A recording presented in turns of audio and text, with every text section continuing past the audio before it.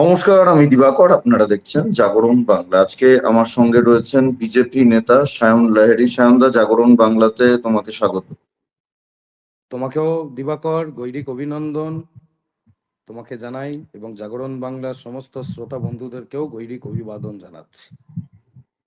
আজকে মূলত দুটো বিষয় নিয়ে আলোচনা করব। প্রথমে যে বিষয়টা নিয়ে আলোচনা করতে চাইছি সেটা হচ্ছে বিজেপি 200+ আসন নিয়ে সরকার গঠন করতে চলেছে। কালকে বিজেপির শপথ রয়েছে। কে মুখ্যমন্ত্রী হবে সেই সব বিষয় নিয়ে আমরা আলোচনা করব না আজকের ভিডিওতে। কিন্তু বিজেপি এইভাবে জেতার পরেও, সংখ্যাগরিষ্ঠতা প্রায় ছাপিয়ে গিয়ে জেতার পরেও, আজকে দিকে দিকে বিজেপি কর্মী সমর্থকরা খুন হচ্ছে। নিউ টাউনে বিজেপি কর্মী খুন হয়েছে, বসিরহাটে বিজেপি কর্মী খুন হয়েছে, হাওড়াতে বিজেপি কর্মী খুন হয়েছে। এবং সব থেকে বড় বিষয়, যেটা তুমিও জানো, শুভেন্দুদার যে আত্মসহায়ক চন্দ্রনাথ দা, তাকে পরিকল্পিতভাবে খুন করা হয়েছে, একেবারে প্ল্যান করে খুন করা হয়েছে। যে গাড়ি ব্যবহার করা হয়েছে আগে থেকে তার নাম্বার প্লেট বদল করা হয়েছে, বাইক যেগুলো ব্যবহার করা হয়েছে তার নাম্বার প্লেট বদল করা হয়েছে। এইভাবে কেন বিজেপি কর্মী বা বিজেপির সঙ্গে যারা জড়িত তাদেরকে খুন করা হচ্ছে? এটা বন্ধ হবে কবে? আমরা একদিকে অহিংসার বার্তা দিচ্ছি, আমরা বলছি একদিকে বিজেপি নেতারা যে কেউ গন্ডগোল অশান্তি করবেন না, মারামারি করবেন না, কিন্তু আমরাই আবার আক্রান্ত হচ্ছি, আমরাই খুন হচ্ছি, আমাদেরকেই আক্রান্ত হতে হচ্ছে। কি বলবেন? হ্যাঁ, তো এই জঙ্গি মডিউলগুলো যেগুলো আমাদের পশ্চিমবঙ্গে সেফ হেভেনে এতদিন সুন্দর শেল্টার পাচ্ছিল, আজকে এসআইআর এ আমরা দেখতে পারলাম যে কত এরকম ভুতুরে ভোটার ছিল যারা এখানটায় বনগা বর্ডার দিয়ে পালাচ্ছিল এসআইআর শুরু হওয়ার আগে আগে। এরা কিন্তু সবাই পালায়নি, এরা দেশের বিভিন্ন জায়গায় ছড়িয়ে ছিটিয়ে আছে তৃণমূলের মদতে। আজকে তাদের জন্য এখানটায় এই যে নেক্সাস ভারতীয় জনতা পার্টি চলে এসে তাদের যে এখানটায় কোমর ভেঙে দেবে, এটা তারা জানে। তার জন্য এরা খুব অধিক তৎপর হয়ে গেছে এবং এরা চাইছে এই যে নতুন সরকার আছে, এই নতুন সরকার শপথ গ্রহণের আগে এমন কিছু ঘটনা এখানে ঘটানো যাক যাতে মানুষের মধ্যে একটা আহ, উম, ক্ষোভের সৃষ্টি হোক এবং সেই ক্ষোভ যাতে জনরোষ এবং তারপরে সেটাকে রায়টে রূপান্তর করার জন্য সমস্ত রকম প্রোগ্রাম এবং প্ল্যানিং কিন্তু মমতা ব্যানার্জি ভোটে হারার পর প্ল্যান বি ব্যাকআপ প্ল্যান হিসাবে রেডি করে রেখে দিয়েছিল। এবং ভাবতে হবে, এই যে তুমি চন্দ্রভান রথের কথা উল্লেখ করলে, আমি 2 মিনিট তোমার কাছে সময় নেব। তাকে যেই দিন এই অ্যাসাসিনেশন করা হলো, আমি এটাকে অ্যাসাসিনেশন বলবো এবং আমি এটাকে কাউন্টার বর্ডার টেরোরিজম বলবো। আগামী দিনে এটা এখানটায় বিএসএফ এর ডিজি এখন এটার তদন্তে আছেন, বিএসএফ নিয়েছেন। আগামী দিনে আরো কেন্দ্রীয় এজেন্সি এইটার সত্য উদ্ঘাটনে আসবে এবং আমি নিশ্চিত যে এটা বেরিয়ে আসবে এটা কাউন্টার বর্ডার টেরোরিজম হয়েছে। চন্দ্রবান রথকে কেন এবং সেই দিনটায় কেন? তার কারণ সেই দিন ছিল একটি ঐতিহাসিক দিন। তার ঠিক 1 বছর আগে অপারেশন সিন্দুর হয়েছিল এবং সেই দিন ছিল 1 বছর পূর্তির বার্ষিকী। আর সেই দিনকেই একজন এক্স আর্মি অফিসার, যে কিনা আগামী দিনে শুভেন্দু অধিকারী বিরোধী দলনেতা, যে কিনা মমতা ব্যানার্জিকে ভবানীপুরে সিটিং সিএম কে একদম লেজে গোবরে করে হারালো, তার আত্মসহায়ককে মারা হলো। এটা একটা মেসেজ দেওয়া হলো ভারতের সেই ইন্ডিয়ার ইউনিয়নকে, যে আপনারা হয়তো ক্ষমতায় চলে এসছেন মানুষের আশীর্বাদে, কিন্তু এখানটায় যে সিস্টেমটা আছে, এই যে অ্যানার্কিটা তৈরি করে রেখে দিয়েছে এখানটায় বিভিন্ন জায়গায় জায়গায়, যে জঙ্গি মডিউলদেরকে এতদিন পুষ্টি দিয়ে রেখে দিয়েছে লোকাল তৃণমূলের জঙ্গি জিহাদি মানসিকতার যে নেতারা, সেই সাবিনা ইয়াসমিন, যে কিনা নিজে দাঁড়িয়ে এখানটায় সেই নারকীয় মোতাবাড়ি মালদার ঘটনাগুলোকে এখানটায় প্রশ্রয় দিয়েছিল। আজকে ফলতাতে দেখতে পাচ্ছেন তো কিভাবে আমাদের মা বোনেদের ভোট দিতে সেই দিনকে আটকে ছিল।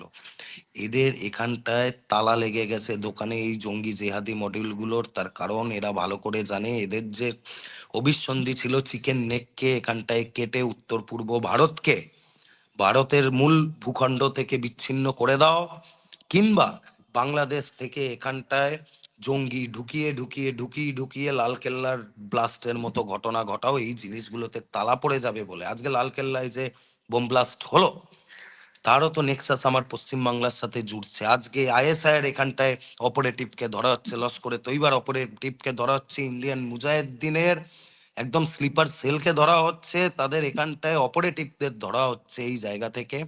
এই যেদের শক্তিতেই কিন্তু মমতা ব্যানার্জি শক্তিতে বলীয়ান ছিলেন। তাই চন্দ্রবান রথ, যে কিনা ভবানীপুরে শুভেন্দু অধিকারীকে জেতানোর পেছনে মূল আর্কিটেক্ট ছিল, সেই আর্কিটেক্টকে খতম করে দাও। তাকে খতম করা মানে ভারতের ইউনিয়ন তথা আগামী দিনে শুভেন্দু অধিকারী যদি মুখ্যমন্ত্রী হয়, তাহলে মুখ্যমন্ত্রীর কাছে একটা বার্তা যে আমরা যে কোনো আপনার আত্মসহায়ককে মেরে দিতে পারি, তাহলে আপনিও আমাদের টার্গেটে আছেন।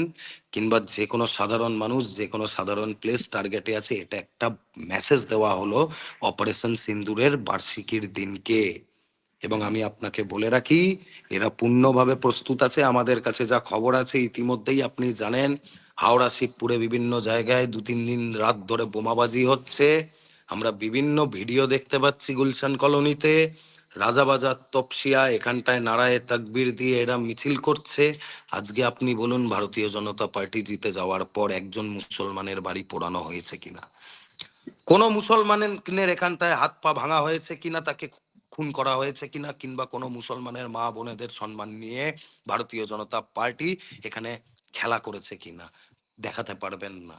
ভারতীয় জনতা পার্টি সরকার জেতার পর তাদের 3জন কর্মীকে আজকে খুন হতে হলো এক রাতে। এইটি ছিল হচ্ছে মমতা ব্যানার্জির হেরে যাওয়ার পর প্ল্যান বি, যাতে এখানটায় অ্যানার্কি করে রাষ্ট্রপতি শাসনের দিকে যায়, ল অ্যান্ড অর্ডার ব্রেক হয়। এখনো ট্রান্সফার অফ পাওয়ার হয়নি, নতুন সরকার এখনো শপথ নেয়নি। তাই এই যে ভ্যাকিউম টাইমটা আছে, এই যে ভ্যাকিউমটা আছে, এইটা এখন রাজ্যপালের, কালকে রাজ্যপালের এখন অর্ডারে চলবে। আজ আর কাল, মানে গতকাল ছিল এবং আজকের দিনটা রাজ্যপাল প্রশাসনিক প্রধানের ভূমিকা নেবেন এবং এখানে আর্মি, ল অ্যান্ড এনফোর্সমেন্ট আছে, তারা এর দায়িত্ব নেবেন। আমি একটা জিনিস আপনাকে বলতে চাই, তোমায় দিবাকর, আমাদের বিজেপির ছোট থেকে বড় কর্মীরা সবাই কিন্তু এখন টার্গেটে আছে। কার টার্গেটে আছে? মমতা ব্যানার্জির, তার সরকারের 4টি পায়া ছিল জঙ্গি জেহাদি জামাতিদের কন্ট্রোলে।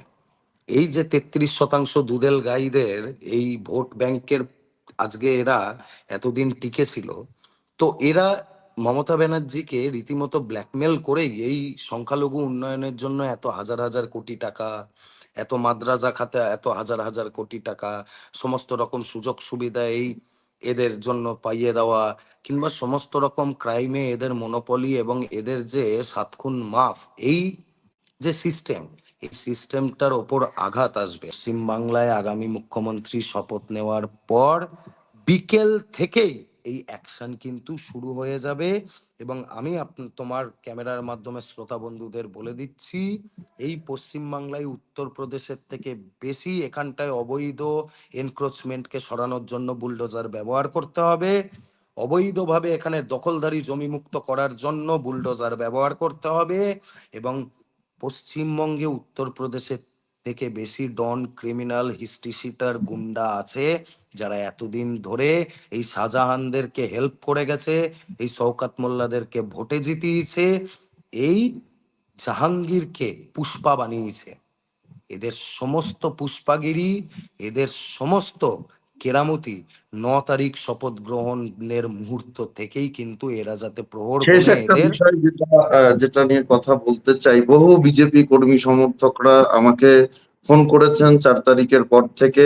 বিভিন্ন জায়গায় দেখা যাচ্ছে যারা কালকে পর্যন্ত তৃণমূল করতো, অর্থাৎ 4 তারিখের আগের দিন পর্যন্ত তৃণমূল করতো, 4 তারিখে বেলা 10টার আগে বা 10:30টার আগে পর্যন্ত তৃণমূল করতো, জয় বাংলা বলতো, মানুষের উপর অত্যাচার করতো, তারা হঠাৎ করেই একেবারে ওই 4 তারিখে 1টা 2টোর পরেই গেরুয়া আবির মেখে বিজেপির পতাকা নিয়ে বিভিন্ন জায়গায় ঝামেলা করছে, গন্ডগোল করছে, অশান্তি করছে, বিজেপিতে ঢোকার চেষ্টা করছে। বহু বিজেপি নেতাদের সঙ্গে সুযোগ বুঝে সেলফি তুলে সেগুলো পোস্ট করছে যে আমরা বিজেপি করছি, আমরা বিজেপি জয়েন করে নিয়েছি।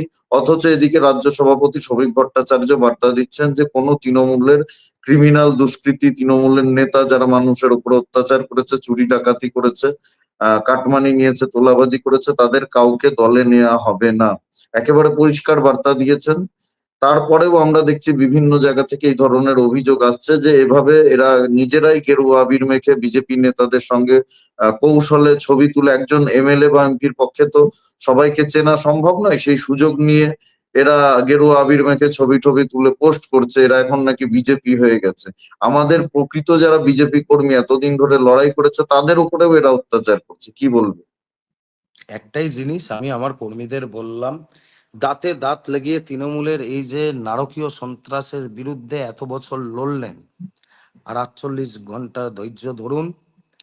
আমাদের চন্দ্রবান রথ রাজনৈতিক ব্যক্তিত্ব না হলেও ভারতীয় জনতা পার্টির প্রতিটি কর্মীর কাছে দাদার জায়গায় ছিল। তিনি সেই দাদার জায়গায় ছিল। আজকে যে দুজনকে আজকে মরে যেতে হলো, বরানগরে এখানটায় খুন হতে হলো, এদের হিসাব হবে। আর যে এরা ভাবছেন যে বিকালে 4টে আবির মেখে অটোতে গেরুয়া ধ্বজ লাগিয়ে, টোটোতে গেরুয়া ধ্বজ লাগিয়ে, ইউনিয়ন গুলোতে বিজেপির ফ্ল্যাগ লাগিয়ে এরা এদের মৌসুরি পাট্টা চালাবে, তারা মূর্খের স্বর্গে বাস করছে। ভারতীয় জনতা পার্টি জানে যে 29 তারিখ ভোটের আগের অবধি কারা কারা ভারতীয় জনতা পার্টির সাথে ছিল। ভারতীয় জনতা পার্টির সাথে একদম রেকর্ডেড আমাদের সরল অ্যাপের মাধ্যমে কারা রেজিস্টার্ড ভেরিফাইড বুথ কার্যকর্তা এবং বুথ কমিটি, এগুলো সমস্ত দিল্লিতে ম্যাপ হয়ে আছে। এবং আমাদের মিস কল দিয়ে মেম্বারশিপ, কিন্তু মিস কল দিয়ে মেম্বার আপনি ভারতীয় জনতা পার্টি হতে পারবেন, নেতৃত্ব দিতে পারবেন না। নেতৃত্ব বুথ স্তরে বুথ প্রেসিডেন্ট, মন্ডল স্তরে মন্ডল প্রেসিডেন্ট, জেলা স্তরে জেলা প্রেসিডেন্ট ও সর্বৈবভাবে নেতৃত্ব সিদ্ধান্ত নেবে যে কাকে নেব দলে আর কাকে নেব না। কিন্তু এই যে জনমানসে 207টি যে সিট নিয়ে ভারতীয় জনতা পার্টি আসলো, এই যে এত মানুষের সমর্থন, সাধারণ মানুষের সমর্থন নিয়ে আসলো, আমাদের তৃণমূলের কাউকে প্রয়োজন নেই, কোনো নেতাকে প্রয়োজন নেই। আমাদের প্রতিটি দলের কর্মী যারা হয় তারা কিন্তু কিছু পায় না, তারা কিছু পায় না, তারা দলটিকে আবেগ দিয়ে ভালোবাসে। তুমি দেখবে নেতারা বড় বড় এখানটায় তাদের সাম্রাজ্য গড়ে তাদের পরিবারের জন্য। তাই দলের কর্মী যারা আছে তার মধ্যেও যারা এখানটায় মানুষের সাথে মানবিক ছিল, তোলাবাজি করিনি, তাদের হয়ে চাঁদাবাজি করিনি, আমরা সমস্ত জানি। প্রতিটি বুথে বুথের আমাদের বুথ প্রেসিডেন্টরা জানে ওই বুথের দাগি কারা। আমরা কখনো এটি অ্যালাউ করব না। সাধারণ মানুষ আমাদের সাথে জুড়েছে, সাধারণ মানুষ আমাদের সাথে দল করতে চাইছে, যাদের কোনো রাজনৈতিক ব্যাকগ্রাউন্ড নেই। আমি যেই তৃণমূল কিংবা তৃণমূল ছাত্র পরিষদের কলেজে যারা এখনো দাপিয়ে বেড়াচ্ছিল 4 তারিখের আগের অবধি, বলছিল 4 তারিখের 12টার পর ডিজে বাজাবে, তারা এখন জয় শ্রীরামের ডিজে বাজিয়ে যে নেচে নিল, তাদের নাচ কিছুদিন আরো করুক, আরো 48 ঘন্টা টাইম আছে। ঠিক শপথ গ্রহণটা হয়ে যাবে, তারপরে দেখবেন কিভাবে এই জিনিসগুলো বুমেরাং হয়ে আপনাদের কাছে ফিরে আসে। তখন বলবে বাস কেন ঝাড়ে, এসো আমার, বাকিটা বুঝে নাও। অনেক অনেক ধন্যবাদ সায়নদার সময় দেওয়ার জন্য আমাদেরকে। জাগরণ বাংলার সকল দর্শকদের অনুরোধ করব, যদি আমাদের আলোচনা ভালো লাগে, আমাদের প্রোগ্রামটা ভালো লাগে, অবশ্যই ভিডিওটা প্রচুর পরিমাণে শেয়ার করবেন, সকলের কাছে পৌঁছে দেবেন। আর যদি আপনাদের কোনো মতামত থাকে অবশ্যই কমেন্টে জানাবেন, যদি কোনো পরামর্শ বা প্রশ্ন থাকে সেটাও জানাতে পারেন। আর আমাদের চ্যানেলে নতুন হলে অবশ্যই চ্যানেলটি সাবস্ক্রাইব করে পাশে থাকুন, পাশের বেল আইকনটি প্রেস করে দিন, আমাদের প্রতিটি ভিডিও নোটিফিকেশন আপনাদের কাছে সবার আগে পৌঁছে যাবে। সবাই খুব ভালো থাকুন, সুস্থ থাকুন, আশেপাশে সবার খেয়াল রাখুন। জয় হিন্দ, বন্দে মাতরম, ভারত মাতা জয় কি হিন্দ, জয়। বন্দে মাতরম, ভারত মাতার জয় হোক।